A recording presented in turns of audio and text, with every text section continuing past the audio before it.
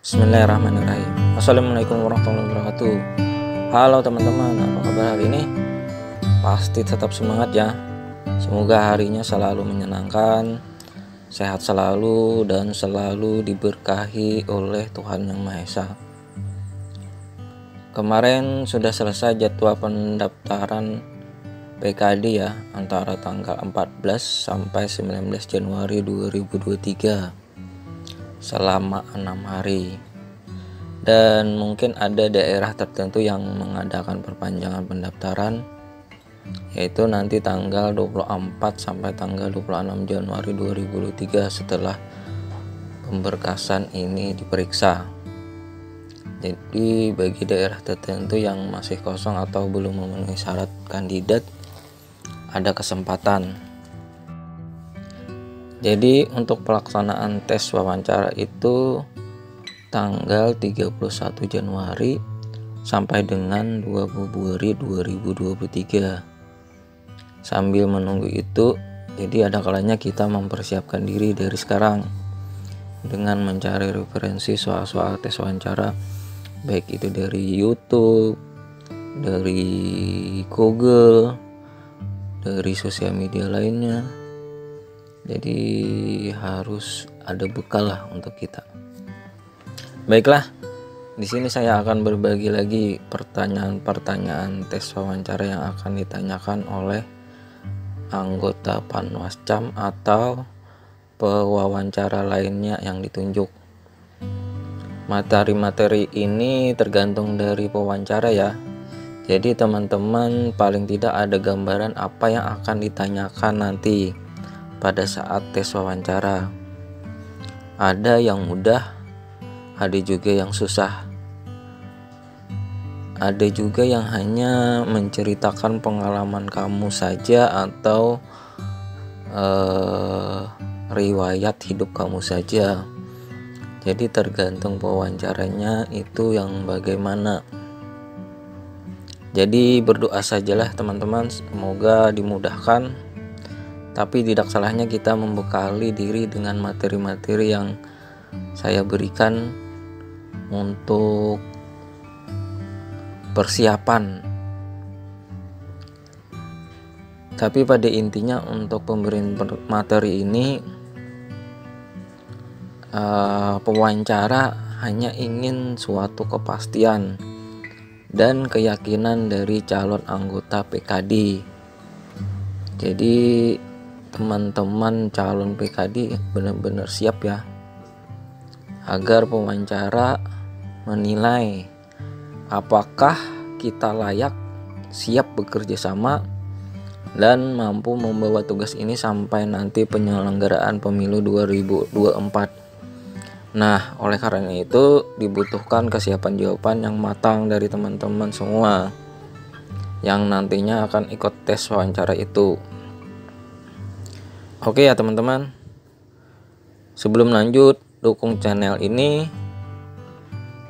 dengan mensubscribe biar channel ini bisa berkembang dan bisa memberikan informasi berguna bagi teman-teman sekalian. Bagi yang suka, silahkan like, berikan komentar yang membangun, dan selalu berpikir positif dan tetap semangat. Terima kasih. Kita lanjut ke pertanyaannya. Soal nomor 1, ceritakan mengenai diri Anda. Jadi kalau Anda mendapatkan soal seperti ini, contoh jawabannya, ceritakan saja tentang diri Anda meliputi pendidikan kamu terakhir. Misalnya kamu dari SLTA-nya dari mana, atau kuliahnya di mana, jurusan apa, dan pekerjaan kamu saat ini apa, di bidang apa. Juga keluarga kamu, orang tua, istri atau suami yang sudah berkeluarga, dan anak kamu berapa jumlahnya. Ceritakan secara detail dan singkat, karena keterbukaan kamu menggambarkan dari kejujuran kamu. Kedua, apa motivasi Anda menjadi anggota Panwaslu Kelurahan atau Desa pada pemilu 2024? Jadi jawabannya, motivasi saya adalah ikut membantu menyukseskan jalannya pemilihan umum di tingkat kelurahan atau desa, dan membantu menjamin bahwa pemilihan umum ke depan akan berlangsung secara langsung, umum, bebas, rahasia, jujur, dan adil. Ketiga, apa yang kamu ketahui tentang Panwaslu Kelurahan atau Desa? Jawabannya, Panwaslu Kelurahan atau Desa adalah panitia yang dibentuk oleh panitia pengawas pemilu tingkat kecamatan atau Panwascam untuk melaksanakan pengawasan pemilu di tingkat kelurahan atau desa, mulai dari menentukan DPT, pelaksanaan pemilu, rekapitulasi, sampai dengan pelaporan akhir. Keempat, mengapa Anda tertarik menjadi anggota Panwaslu Kelurahan atau Desa?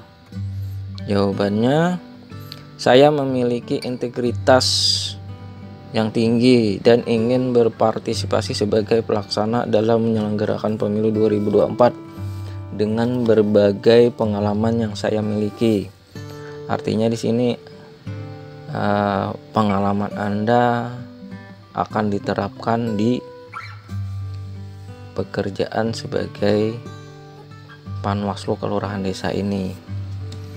Yang kelima, jelaskan apa saja kewajiban Panwaslu Kelurahan atau Desa. Jawabannya, desa mempunyai kewajiban sebagai berikut. 1. Menjalankan tugas dan wewenangnya dengan adil. 2. Melakukan pembinaan dan pengawasan terhadap pelaksanaan tugas pengawas TPS. Yang ketiga, menyampaikan laporan hasil pengawasan kepada Panwaslu Kecamatan sesuai dengan tahapan pemilu secara periodik dan atau berdasarkan kebutuhan.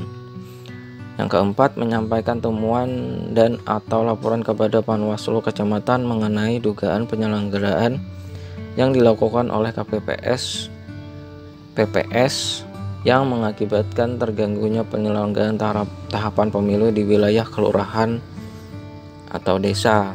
Yang kelima, melaksanakan kewajiban lain sesuai dengan ketentuan peraturan perundang-undangan.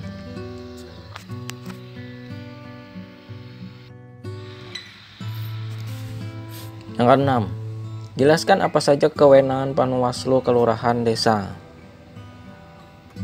Jawabannya, 1. Menerima dan menyampaikan laporan mengenai dugaan pelanggaran terhadap pelaksanaan peraturan perundang-undangan yang mengatur mengenai pemilu kepada Panwaslu Kecamatan atau Panwascam.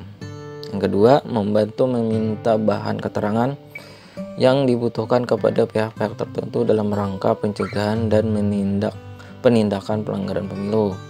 Yang ketiga, melaksanakan wewenang lain sesuai dengan ketentuan peraturan perundang-undangan. Ketujuh, kontribusi apa yang bisa Anda berikan jika terpilih menjadi anggota Panwaslu Kelurahan atau Desa? Jawabannya adalah berdedikasi penuh dan loyal pada tugas pengawasan serta berkomitmen untuk menjamin bahwa pemilihan umum akan berlangsung secara langsung, umum, bebas, rahasia, jujur, dan adil. Kedelapan, bagaimana sikap Anda ketika dihadapkan pada dua pilihan yang sama pentingnya antara tugas Panwaslu Kelurahan atau Desa dengan tugas domestik lainnya? Artinya, pekerjaan mana antara Panwaslu dengan tugas pokok kamu? Jadi jawabannya yaitu, saya akan lebih mengutamakan tugas Panwaslu Kelurahan atau Desa karena saya sadar akan kewajiban untuk melaksanakan tugas pengawasan tahapan pemilu demi kelancaran pelaksanaan pemilu tahun 2024. Dalam arti lain, tugas pokoknya tidak dikesampingkan. 9. Jelaskan terkait tugas Panwaslu kelurahan atau desa. Jawabannya, Panwaslu kelurahan desa mempunyai tugas 1. Mengawasi pelaksanaan tahapan penyelenggaraan pemilu di wilayah kelurahan atau desa yang terdiri atas pelaksanaan pemutahiran data pemilih, penetapan daftar pemilih sementara, daftar pemilih hasil perbaikan, dan daftar pemilih tetap. Yang kedua, mengawasi pelaksanaan kampanye. Yang ketiga, pengawasan dalam pendistribusian logistik pemilu. Berikutnya, pengawasan dalam pelaksanaan pemungutan suara dan proses penghitungan suara di setiap TPS, dan mengawasi pengumuman hasil perhitungan suara di TPS. 10. Apakah Anda siap apabila dibutuhkan pada waktu-waktu tertentu di luar jam kerja, misalnya malam hari, Anda harus menjalankan tugas pengawasan kegiatan kampanye di daerah Anda? Saya siap dibutuhkan kapan saja dan saya akan selalu saling berkoordinasi dengan jajaran pengawas pemilu tingkat kecamatan atau Panwascam setiap saat. Nah, itulah pertanyaan-pertanyaan yang sering ditanyakan oleh Panwascam atau pewawancara yang ditunjuk lainnya untuk calon anggota PKD atau pengawas pemilu kelurahan desa. Jadi semoga itu membantu dan menjadi acuan bagi teman-teman sekalian. Untuk jawaban itu hanyalah referensi, jadi bukan mutlak ya. Teman-teman bisa kembangkan sendiri jawaban tersebut sesuai dengan pertanyaan yang diberikan.